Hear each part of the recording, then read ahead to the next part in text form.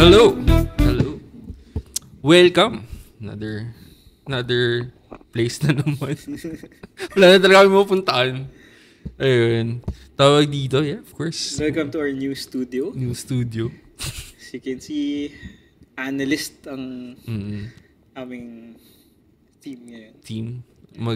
Mag-sportscast. Dapat yung editing natin yung may dumadaan sa baba natin. Headlines. Ganun. Yung mga may nasagasaan. Tapos may number sa baba. Kung ilan. So may oras. May oras sa gilid. May counter. Pag dead on arrival, nagkakaano. Anyways, ano natin ngayon? Pag-chichismisan natin ngayon. So ngayon, actually, kung napansin nyo, pag kaming dalawa lang ni Chan, yung chismisan. chismis lang yung ambag namin. Wala kaming kwento. pag-uusapan. Totoo yan.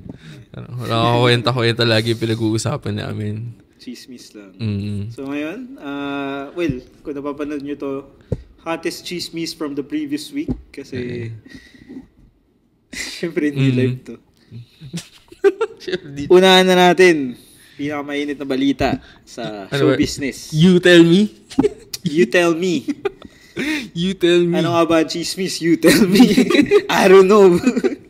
You tell me. Pero tayo na, nung lumabas yung balitang yun, grabe yung the impression ko. Parang wild nung ni ate. Saan mo nakuha yung balita nun? Sa online, nahagip ka? Of course, reliable source lagi, sa TikTok. Sa TikTok. So, nahagip ka? Nahagip. Yung nahagip na video is yung original video? Oh, yung original or video. yung may mga nag-repost na gano'n? Hindi. For sure yung nag-repost na. Yung ini-expose na nila si Yana. Si Yana Cakes. Yana Cakes, yeah. Pero for that short interaction, no? Parang daming nangyari, daming napuntahan, no? Na persona ng grata na siya. Noong una, ang una ko nakita na post is yung persona ng grata. Sabi ko, sino ba to? Yun, actually ako, parang bakit? Di ba? Parang doon ako na-curious din. Persona ng grata. Para sa akin, sobrang babaw. Ang dami na pa persona ng grata recently. Parang, okay, canceled siya. Bakit? Okay. Tapos napaisip ako, sino ba to? Kasi apparently, yung mga office mates ko yung nagkwento sa akin na, yung ganito yung video. So parang, nadaan ako to sa feed pero hindi ko siya masyadong pinanood. So, ganyan. So, apparently, big issue pala siya. So, mga hindi nakakaalam, basically, rider siya. Sikat yata siya eh. Actually, yeah. Sikat siya. Malaki yung following count niya. Sikat siya na lady rider. Lady rider. Na vlogger. Oo. Tapos sa video, parang, kinat ba siya or something nung... Hindi ko magets kung considered ba siya as cut eh. Kasi... Hindi siya nakita. Hindi siya nakita. Tapos nag-overtake siya sa right side eh. Oo. So, technically siya yung mali. Mali siya doon. Tapos, na-offend siya. Oo. Pero nakakatawa kasi doon. Recorded niya lahat. Tapos siya pa yung nag-upload. Habulin natin. Isa pa yun, yung niya, yung, kumbaga yung, tamang yung pambabackstab niya kasi hindi naman siya naririnig eh. No? Yung angas-angas niya. Yung putang ina yan. Parang yan, minumura-mura niya. Ito parang... Kind of weird. Pero, don't hate me for this. Pero, bakit ganun yung mga riders natin sa Pilipinas? Parang, siguro mainit kasi sa Pilipinas. Mainit din ulo nila. Oo. Pero, simpleng ganun lang na di niya rin kasi siguro naisip na puta kasalanan mo rin yung ginawa mo ngayon. Kasi nasa blind spot ka eh. Meron ba siyang line doon na ikaw may side mirror, ako wala. What the fuck, ate? Kaya nare-revoke yung lisensya mo eh. Di mo na nga dapat ginawa. Pinagyabang mo pa. Ako walang side mirror. Kind of weird, bro. Parang mali yata sinasabi mo. Parang hindi siya good defense eh. Parang unang-una ko na alala, parang di pa ba kayo natututo dun sa nangyari sa Antipolo? Oo. Di ba? Parang tayo parang ilang weeks pa lang nakalipas nung nangyari yun. Meron na naman bago. Road rage na naman. Oo. Pero most of the time, ng mga road rage talaga. Motor eh. No? Motor, no? Mainit. Di mo rin siguro nga, rin yun. na isang factor din yung mainit yung panahon. Tapos, syempre sila babad talaga eh. Babad sa araw yung mga nagmumotor eh. So, baka nakakadagdag yun. Na parang onting singit lang. Pero, grabe escalation kasi parang, wala, parang, kumbaga, kung ako siguro yung nagmumotor, tapos ganyan yung nangyari. Parang, hindi niya naman ako ginit-git eh. Kumbaga na parang, antagal, parang, Pwedeng, siguro ikaw kasi medyo logical ka. Okay. Siguro at that point, siguro hindi rin niya naisip yung feeling lang niya pinapersonal siya. Okay. Or baka dahil entitled na siya kasi sikat ako. Siguro. Isa Tapos rin yun ba siya? Naka-big bike ako, hindi naman ako normal na motor. Tsaka lady rider. Ba't kami ko influence, ika-cancel kita sa page ko. I represent the woman who rides bikes eh. Ayan. Cancel ka tuloy. Cancel. Siya pa yung na-cancel. Cancel ka tuloy. Uno reverse. Parang, ano ba ang tao? Ano yan? Kalimutan ko lang sabihin ko. Parang, nawala sa isip ko. Anyways, tawag dito. Doon, ayun, nagtataka lang ako. Bakit ganun ka-cancel na persona ng grata siya? Parang for me naman, parang OA.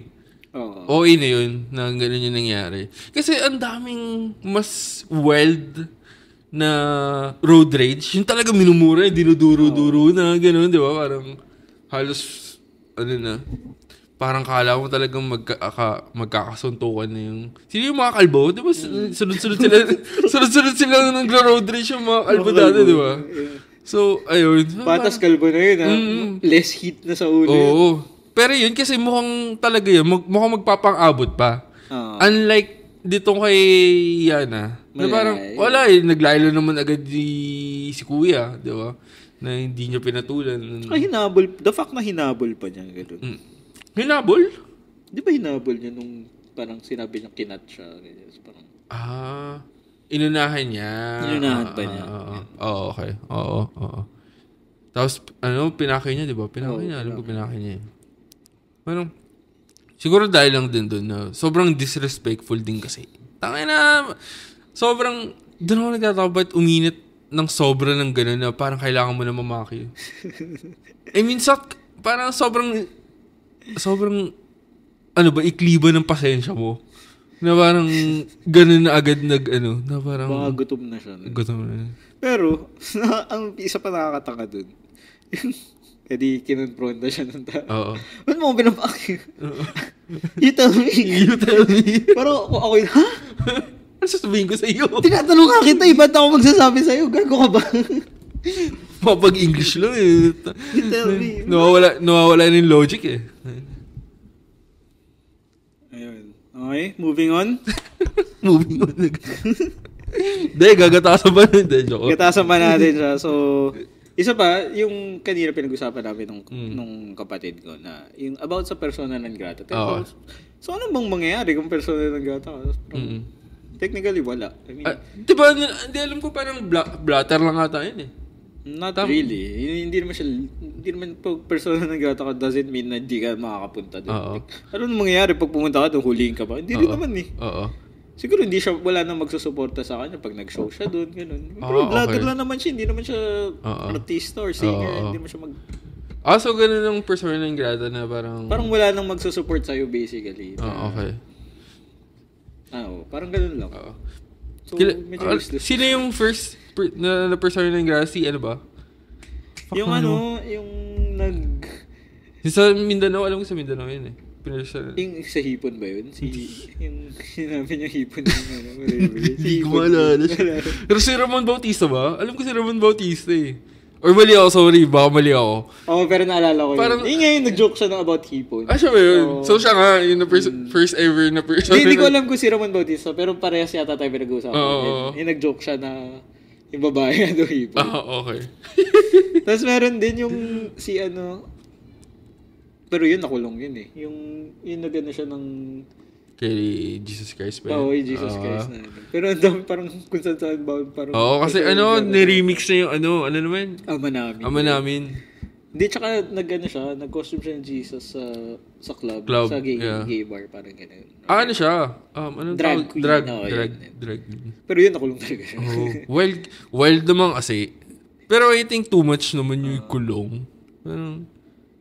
Pero ikaw, I mean, kung ikaw ang masusunod, anong gagawin mo sa kanya? Kaya dun sa... Sa babae? Hindi. Sa babae. Hindi kaya yung drag queen.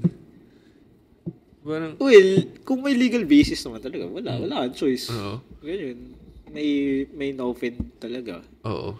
So, kulong ka kung kulong worthy naman talaga. Oo. Tingin mo kulong worthy yung galing. Hindi ako abogado so hindi ako mabigay na ako. Pero sabi nila meron kaya siya nakulong. So, hindi, I guess. Yeah. Hindi, feeling personal lang. Partly, merong na personal nila. Tapos nakahanap sila, pwede natin padaanin sa ganitong basis yan. So, siguro plus one sila dun. Plus point sila dun kasi may nahanap silang ganong basis. Yeah. Okay, gatas na yun. Pero next issue. To the next issue. Pero ito, di kami masyado na ganun ito eh. Actually, gusto lang namin makiride kasi hot topic siya. Pero sa totoo lang, wala kaming alam about this topic. Actually, hindi ko makilala sa members ito eh. Okay lang kung i-bash nyo kami. Sana sumikat kami kasi binash nyo kami. Pero at the same time, ibabash din natin yung binabash ninyo ngayon. So, Beanie. Hi! Anong tawag sa kanila? Anong group? Ano nila? Beanie. I mean, tawag din sa mga fans nila? Blooms. Hi, Blooms. Tawag dito. Blooms pa rin ba? Pero kasi, actually, nabasa ko ngayon na parang nababawasan yung Blooms dahil dun sa current issues eh. Pero, parang nakita nila na parang dun sa note kasi nakalagay lahat ng members nung Beanie na nag-apologize. Ano ba tawag doon? Public apology. So, pero hindi naman kasi lahat ng members nandun sa scandal. Nandun sa scandal na yun. Siguro it shows lang, parang PR na lang din yung PR stunt na parang na one for all for one. What? Go. Kasi aaminin nilang sira talaga yung tao kapag sinabi nila, sususpend namin itong tatlo kasi mali yung ginawa nila. Okay. Yes. Actually, it makes sense. Na, nga naman, parang parang nilayo mo na yung, kumbaga, ano ba tawag? Dinetouch mo na yung tao. Na, ito lang yung tao nag-apologize. Parang, di na siya part ng group na parang sinasabi mo oo nga naman. Pero, what can you say about dun sa cancel culture na kung paano sila sobrang na-cancel sila dahil dun sa ganung, kasi kung isipin mo, like, para sa normal na tao, babaw lang. I mean, no! I mean, normal na tao. I doubt me. Medyo dark yung humor. Pero, siguro kasi with great power, sikat ka, mas madali kang makakancel. Pero kung normal na tao yung gumawa nun, tangina neto kupal to parang mali yung ginagawa niya versus yung pagsikat siya tapos ganyan yung ginawa niya. As in, ikakancel mo ito, sumahan ugali niya, hindi joke yun, gano'n, blah, blah, blah. I think na yung pinaka-factor doon kaya naging cancelable dahil dun sa age na binanggit nila eh.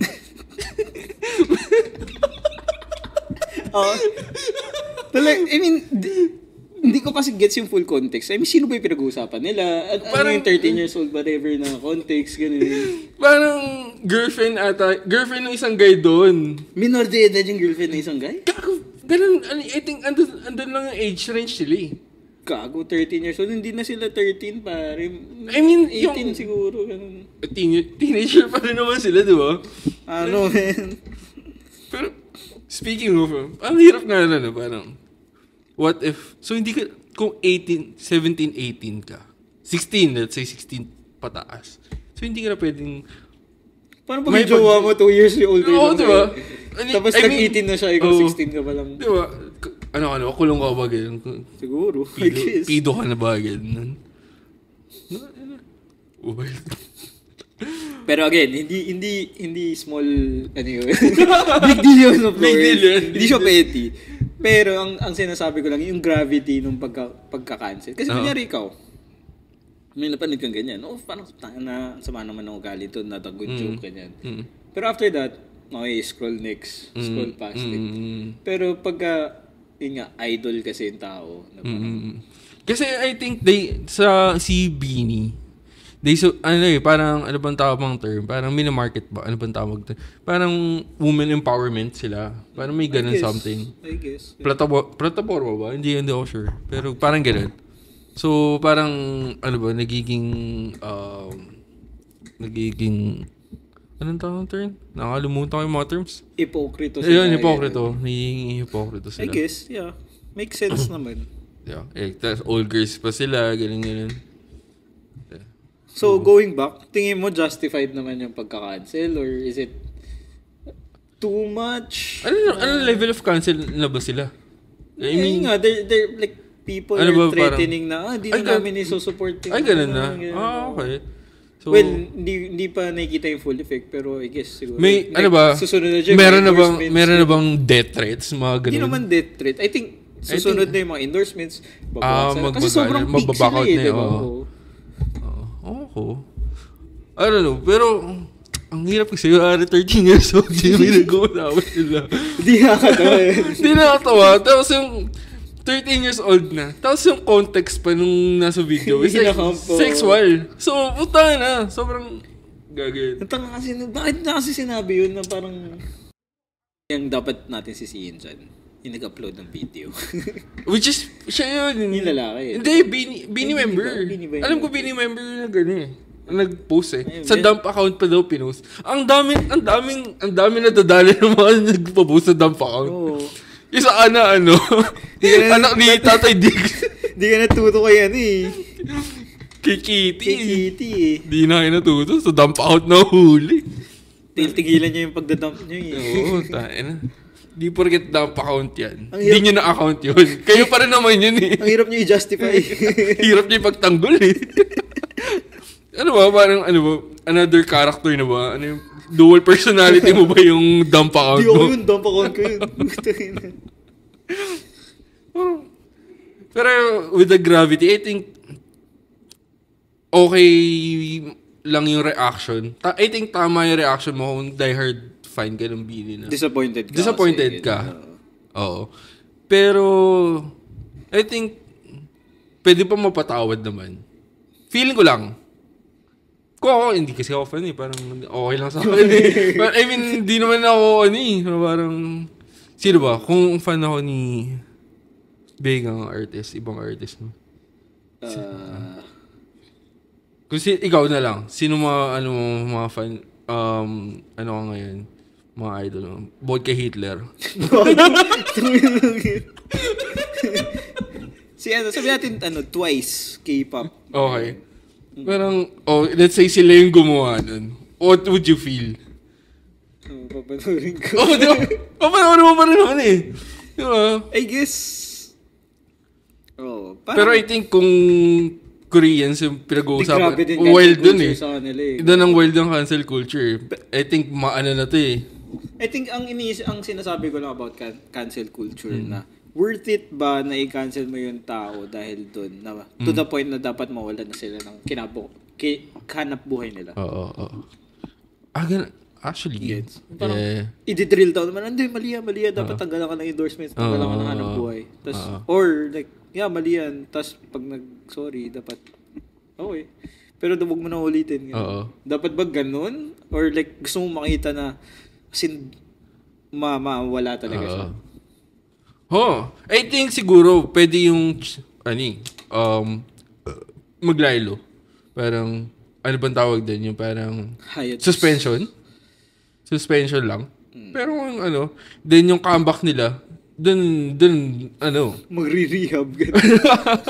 I think bawi sila sa comeback nila yung kung gano'n. Siguro.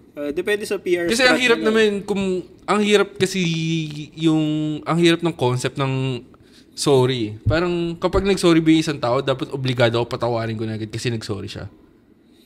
Just because ba nag-sorry isang tao, kapatawad-tawad na ba siya? Di ba? Sa bagay. Hindi, I mean, siguro, kailangan na gumawa ng genuine act. Yung nga, di ba? Parang, sorry, or, at least man lang, fine. Siguro okay lang na isuspend, na ipakita ng... Or magbayad ng fine? Tingin mo? Ganun. Magkano naman ngayon? Magsusupport kami sa Children's Foundation. Para mga 13 years old. to show na sobrang genuine namin na hindi nakakatawa yung ganung joke. Tapos yung mga manonood ng mga 13 years old. So all 13 years old out there. Ganun. Well, I think okay nga yun na isuspend na lang siguro sila na agency mismo to show na genuine din yung agency. Genuine din yung group na pagsisisihan talaga nila yun as a member. O kaya community service. Kaysa tapalan nila ng PR stunt na hindi, tumutulong naman niya sa mga bata. Foundation. Di ba? Pero I think okay yung suspension or community service.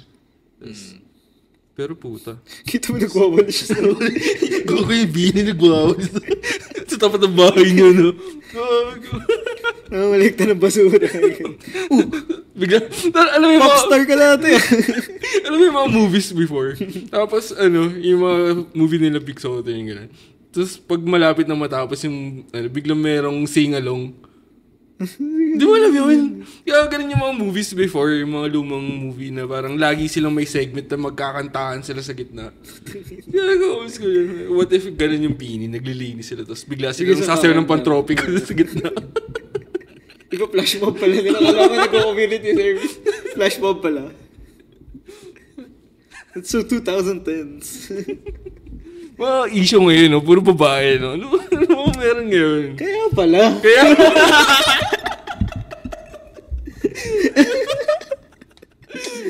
pala. Sunod-sunod, no? Parang monthly, puro babae. Well, segue tayo. Since puro babae yung pinag-usapan natin kanina, lipat tayo sa kalalakihan. Kalalakihan, no?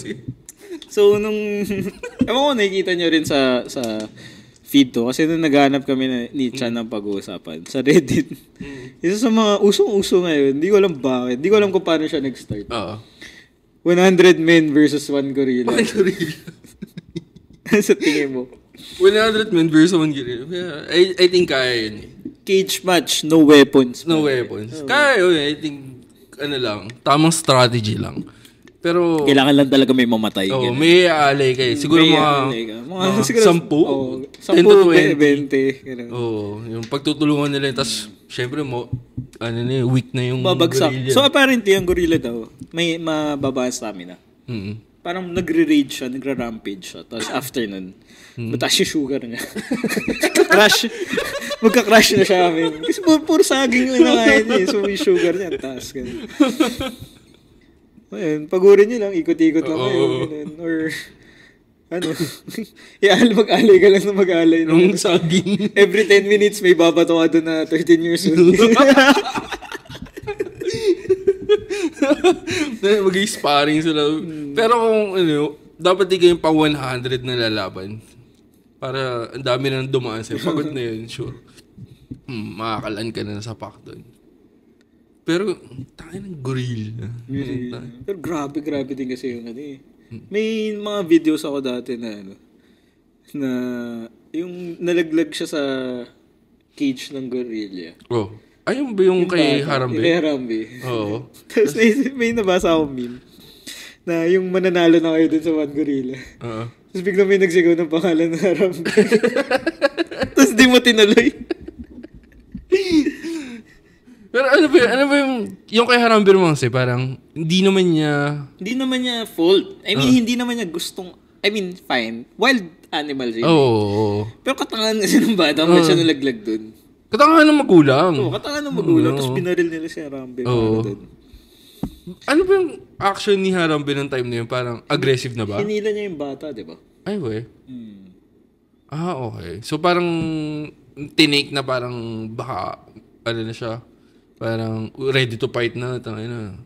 Parang di ba nalaglag yung bata? Tapos parang naita niya Harambe. Tapos parang hinila niya, dinrag niya. Tapos parang, syempre, Yung drag, ay kasi iba, hindi naman soft yun eh. Kumbaga, talagang drag talaga. Parang sino sa Dota yun, yung malaki yung dinosaur. Shit, nakalimutan pa. Primal Beast. Primal Beast. Parang ganun eh. Parang i-chokes lang. Tapos binaril na agad on the spot. Nang ganun. Parang syempre, yung mga zookeepers, we need to neutralize. They did him wrong, bro. Parang di nila inantay. Shit, baka ibabalik lang pala. Nirambin. Unahuli mo yung ano mo. Kumakanta yung pang Tarzan. Anong kanta yun? Don't you cry. Hindi ko maalala yung exact lyrics, pero nasa utak ko siya. Oo, rin. Anyway, draft picks para kay para sa 100 gorilla. 100 men versus 1 gorilla. Go man. Feel top. Sa Pilipino. Filipino edition. Filipino senators. They mix. Well, technically kasi mga senador naman natin, mga boxing boxingero. Mga vlogger din naman. Kaya lalabo. Draft picks mo para sa Go top 10 ko muna. Top 5 ko muna. Go Pacquiao, man. Sure ball. Hindi, pag di mo kinuha si Pacquiao doon sa 100, talo ka. Tapos, syempre, si Robin Padilla, man. Bad boy yun. Tapos, sama mo na si Philip Salvador. Gusto mo pala. Hindi ka limited sa hindi ka limited sa senator. Pero doon mo kasi sila I mean, wala namang line between being a senador tsaka pagiging action star, so okay lang. Sino pa ba? Naisip ko yun to. Sino ba yung mga batak yung katawan na Filipino? Bato de la Rosa, pare. Batak yan. Batak ba yun? Di ba may alansyan nun? Well, ngayon malaki na lansyan yan. Pero pulis yun eh. Well. So, anong difference?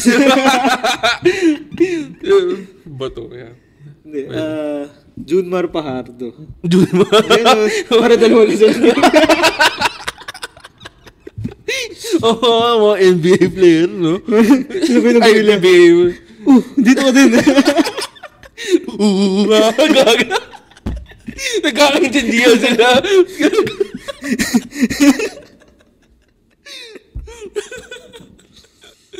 Sino ba? Sino yun yung rin? Filipino boxer? Si Nonito doon. Hindi. Ano siya? Sa US, lumaki. Si Salt Papi ba yun? Salt Papi? Boxer na rin yun. Pero gago si Batista. Pwede yun. Parang siya yung, sila dalawa ni Pacquiao yung nasa harap. Filipino represent. Si Jake Cyrus.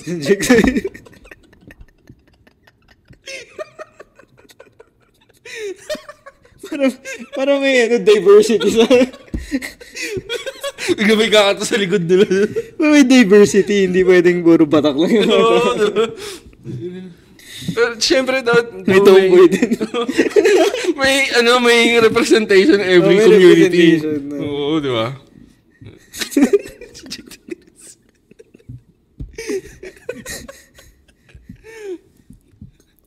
Ano ba? Ilan na ba yun? Batista, Pacquiao, Sol Papi, Robin Padilla, Philip Salvador, Junmar Pardo, Jake Cyrus. Pito ba? Pito na yun. Tatlo na lang. I think 10 lang kailangan natin ito. Kahit sino. Ako sasama ko si Kuya Josh. Sino si Kuya Josh? Anak ni Chris Aquino. What equality? We don't have any diba? Gago. Everyone is welcome. So may diversity tayo. Kaya feeling ko si Kuya Kim pwede. Fun fact sa mga gorilla. Gago, patak di kaya si Kuya Kim. Gago. Feeling ko si Kuya Kim mag-exploit ang weakness ng gorilla. Tuturuan niya yung mga tao, hindi dapat dito sa weak points. Kaso English minsan mag-explain. So si Robin Padilla di mo intindihan. Ano daw? Hindi siya maintindihan explanation ni Kuya Kim. Oo. Pero hindi ko gets. Last pick. Bawal, no weapons no? So, talaga. Inisip ko sana nag-summon galing Tondo Tondo? Sino mga Tondo represent natin? Para may mga siya, dito ko sinasaksak na ice pick usually. Sa tagiliran Ganun. Pero ba tayo, sino bang mga represent natin ng Tondo? Sam Versosa. Si ano ba? Sino to? Mayor ng Maynila? Isko? Tondo ba? Tondo ba yun? I guess, no? Parang lahat naman ng sumisikat na galing Maynila at galing Tondo. Parang Tondo lang ba meron sa Maynila? Sino ba? Ang weird ng nalala ko si Jake Cyrus. Ang weird ng line. Si Kuya Josh. Si Baby Josh. Parang may para may equality, diversity. Oo. Si ano kaya? Feeling mo si Bretman? Gogo batak si Bretman, man. Meron ng Jake Cyrus So siya na yung nagre-represent. Si Jake Cyrus, di naman batak si Jake Cyrus, kakanta lang yun Feeling ko siya yung i-aalay nila. Si Jake Cyrus. Anong mamamatay? Ba't tingin mo makakalandang sapak si Jake Cyrus dun? Hindi. Inisip ko lang sa community, pareha sila ng community. So sila na yun na yung parang tribute nila sa community na yun. Tribute? No. Lahat ng spectrum. Kaya think babae ang kailangan natin sa last. Babae. Lenny Robredo. Kaya nga, di ba, leader. Kailangan nila ng leader. Pero makikinig ba yung mga pinili natin sa kanya? Hindi, sige, ano na lang. Sara Duterte. Sara. Di ba? Pwede yun, nananapak yun. Oo, pare. Mumurahin ka nun. So, literal, di ba, may sinapak na yung sheriff dati sa... Oo, ba? Oo, gago. Feeling ko Sara Actually, good, ano yun, good combination. Andun na rin yung mga tao niya Loyal naman sa kanya yung mga tao din. Andun na rin sila Feeling ko, sino matitira doon sa 10 yun? Si Kuya Kim. Si Kuya Kim. Alam niya na talaga, gago, di tayo takapalag dyan, pre. Nakala mo Hunger Games Inaalay ni Kuya Kim yung mga yun. Parang, kailangan ako yung last matira. Sabihan ko na lang sila ng mga bullshit.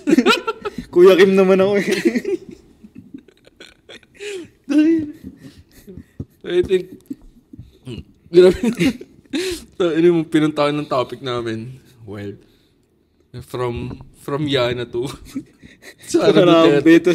Sara Duterte. Well, at least may representation yung kababayan sa lahat ng all walks of life. Yeah. Lahat ng facets ng issues, lagi silang present. Oo. I think last year, ang maraming road rage lalaki. So, ngayon babae naman. So, umiikot lang, cycle lang. Pinapakita nila na kaya rin nila yung ginagawa ng mga lalaki. Kahit katangan. So, kala nyo kayo lang kamote, Kaya din namin yun. So, anyways, gatas na gatas. It's been fun. Sana nag-enjoy kayo, panoorin nyo. So, pag nakikita nyo kami dalawa na lang, alam nyo lang walang kwenta yung episode. Walang preaching today. Walang preaching.